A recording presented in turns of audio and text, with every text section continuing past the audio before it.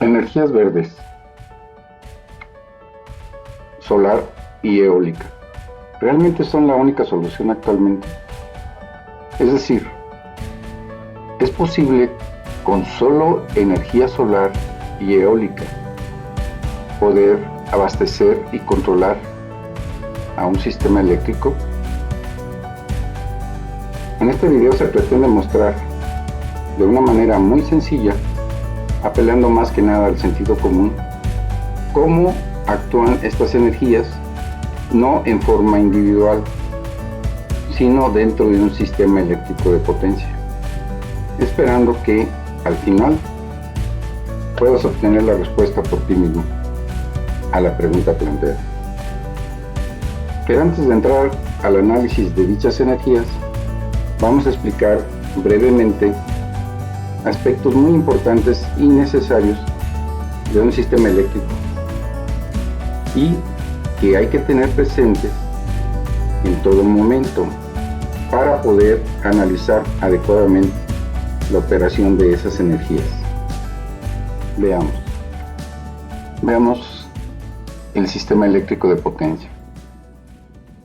¿Cómo se conforma un sistema eléctrico de potencia? Básicamente consta de tres grandes áreas. Uno, los centros de generación de energía, o sea, las centrales generadoras, como son las hidroeléctricas, las nucleares, geotermoeléctricas, obviamente las solares y las eólicas, las de ciclo combinado, termoeléctricas, etcétera, etcétera. Otra área importante es el sistema de transmisión de energía, que consta de subestaciones elevadoras que acondicionan la energía generada por las centrales generadoras,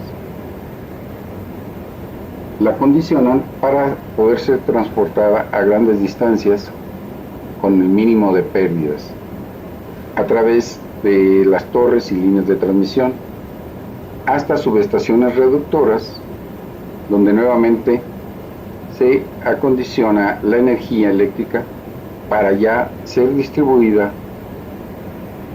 a los centros de consumo, como son las fábricas, ciudades, hospitales, etc. A estos centros de consumo también le llamamos carga. A grandes rasgos, así está conformado un sistema eléctrico de potencia, pero hay varios aspectos muy importantes a considerar en un sistema eléctrico que debemos tener muy presentes en todo momento para poder hacer un análisis adecuado de las energías en cuestión, la solar y la eólica. No se preocupen, lo que vamos a ver, como decíamos, es solo sentido común. El primer aspecto importante, un sistema eléctrico de potencia siempre debe estar en equilibrio, es decir, siempre debe existir un balance entre la energía generada y la energía que se consume, porque de no existir ese equilibrio se altera un parámetro muy importante en un sistema eléctrico, que es la frecuencia del sistema. Si la energía generada por las centrales generadoras es mayor que la energía que se consume, entonces la frecuencia se incrementa, y ese incremento de frecuencia afecta la operación de los equipos eléctricos que están en los centros de consumo. Por el contrario, si la energía generada fuese menor que la energía que se consume, entonces la frecuencia disminuye, afectando de igual manera a esos equipos eléctricos. El otro aspecto importante es que con la tecnología actual no se puede almacenar el exceso de energía generada. salvo en sistemas muy pequeños, pero siempre debe existir el balance de energía, recalcando este punto. La energía, el exceso de energía, no puede almacenarse, no hay forma de almacenar en un sistema relativamente grande, no es posible almacenar esa energía. Tiene que ser controlada el exceso para que siempre exista ese balance del que hemos hablado. Siempre debe haber un equilibrio entre la generación y el consumo. Por eso es muy importante que las centrales generadoras operen con su control de velocidad o frecuencia en forma libre, o como también lo conocemos, en forma suelta, para supervisar en forma continua cualquier variación de frecuencia en el sistema, con el propósito de mantenerla estable, balanceando las energías para mantener la frecuencia a 60 ciclos por segundo, que es el valor que se mantiene en México. Recuerden estos conceptos y más que nada hay que comprenderlos porque son imprescindibles para analizar la operación de las energías verdes, solar y eólica en el contexto de un sistema eléctrico como el nuestro. Visto lo anterior, pasemos a analizar dichas energías. Vamos a analizar primero las centrales de energía solar. En la imagen tenemos dos tipos de estas centrales. Una de celdas fotovoltaicas que convierten directamente la energía solar en energía eléctrica. Y la otra, una central solar térmica, la cual consta de cientos de espejos reflectores, a veces hasta miles, los cuales reflejan la energía solar y la dirigen todos hacia un punto común que se muestra brillante en la parte superior de la torre, donde se genera una gran cantidad de calor que al circular por su interior, un líquido de características muy especiales, de gran capacidad para absorber, conservar y ceder ese calor para producir vapor de agua, y que este vapor de agua a su vez mueva un turbogenerador para producir energía eléctrica. El análisis lo vamos a basar principalmente en la central solar de celdas fotovoltaicas. Para eso contamos con lo siguiente. Tenemos este prototipo educativo hecho para explicar su funcionamiento a niños de primaria. Pero antes vamos a hacer una analogía muy sencilla entre este prototipo y un sistema eléctrico de potencia pequeño. Es alimentado por dos parques solares. Vamos a suponer que cada celda fotovoltaica del prototipo representa a todo un parque solar. En este caso tendríamos parque solar 1, parque solar 2.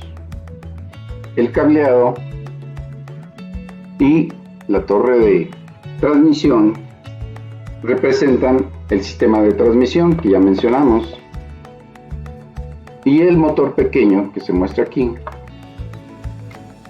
representará a la carga del sistema, que podría estar representando una o dos fábricas. Veamos cómo opera. Vemos que la energía solar a los parques solares es suficiente para mantener la o las fábricas operando satisfactoriamente. Pero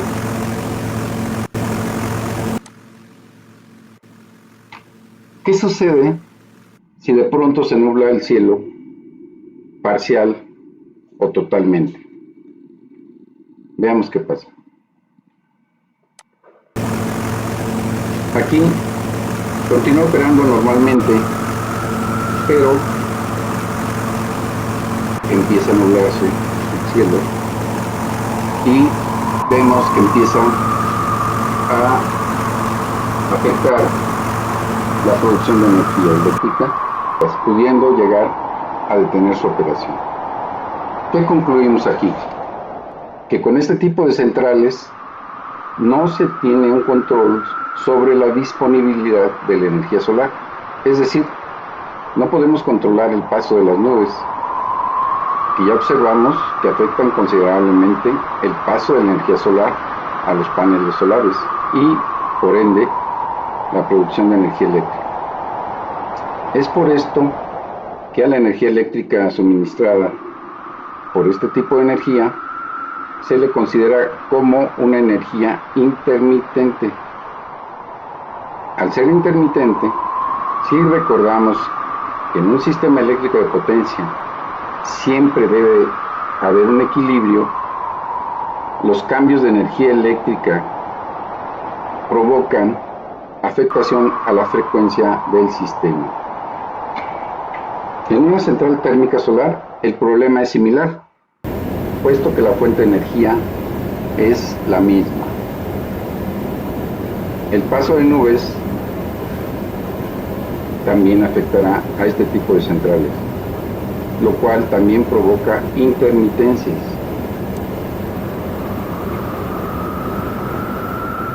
Aquí se empieza a nublar, se nubla tanto que obstruye el paso de la energía solar hacia los espejos reflectores. Aquí nos planteamos una pregunta muy seria y muy obvia.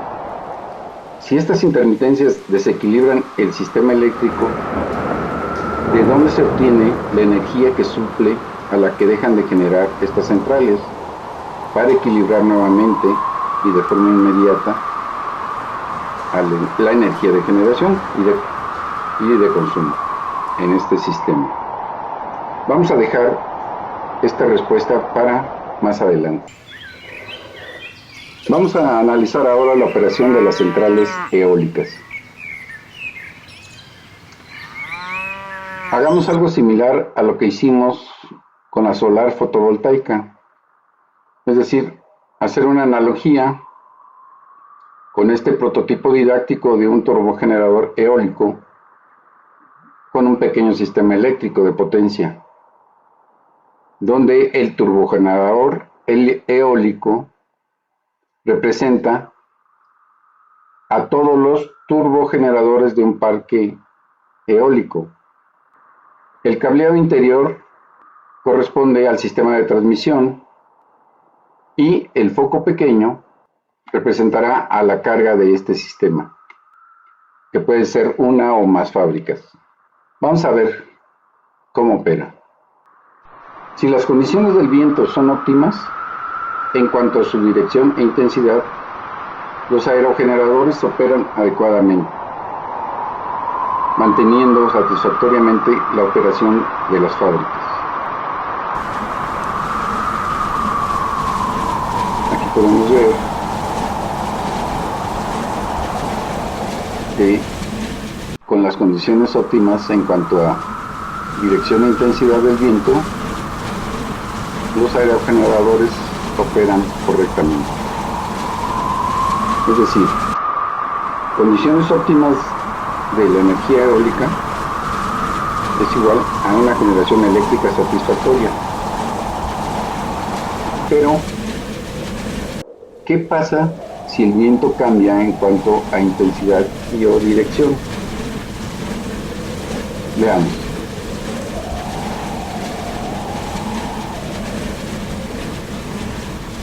Hasta ahora sigue operando correctamente, pero aquí empieza a cambiar las condiciones del viento, incluso puede llegar hasta detenerse. ¿Qué concluimos aquí?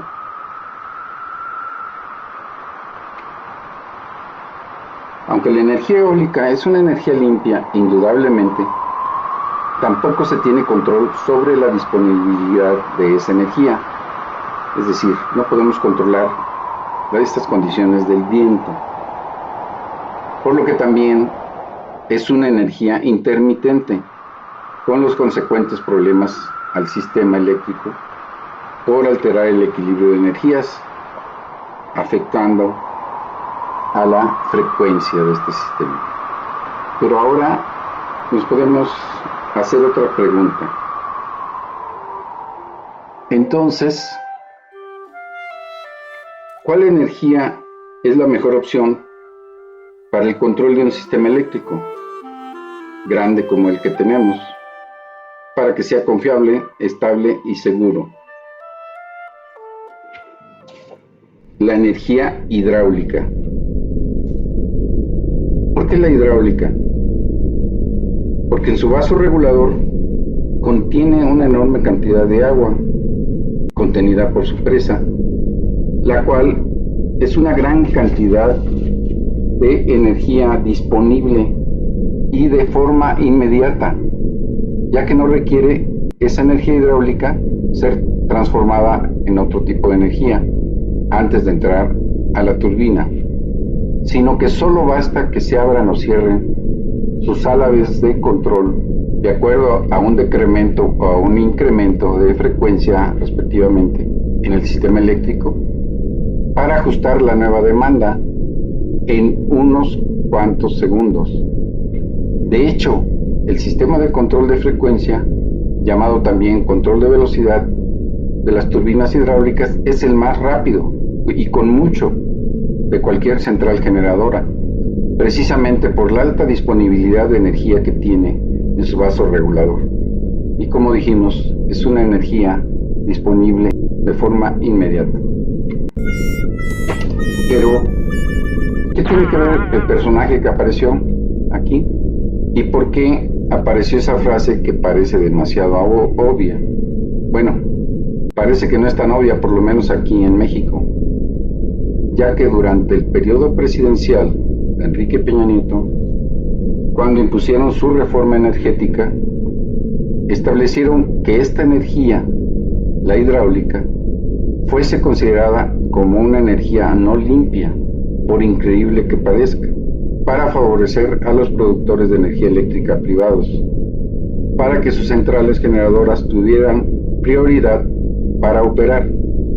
Pero no solo las centrales solares y eólicas, sino también las térmicas de ciclo combinado que utilizan gas combustible, que es un combustible fósil. Así es, por increíble que parezca, se dio prioridad para entrar en operación a las centrales de ciclo combinado antes que a las hidroeléctricas.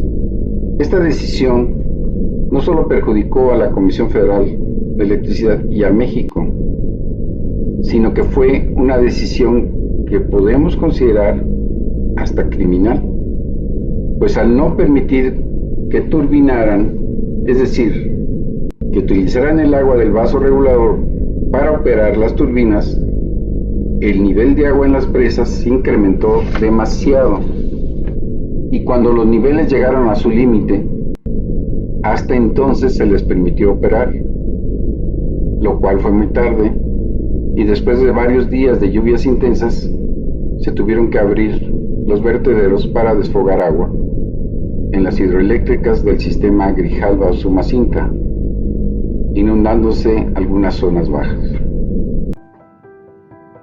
La polémica pregunta inicial, que creo que ya tienes una respuesta sobre si solo con las energías solar y eólica es posible abastecer y controlar un sistema eléctrico, se ha venido planteando más que nada porque a nivel internacional y nacional se ha distorsionado el verdadero alcance de estas energías debido a enormes intereses económicos de grandes empresas transnacionales que construyen y operan este tipo de centrales que, como hemos insistido, realmente son energías limpias y útiles, pero hasta cierto punto, por las circunstancias adversas de esas energías que ya analizamos.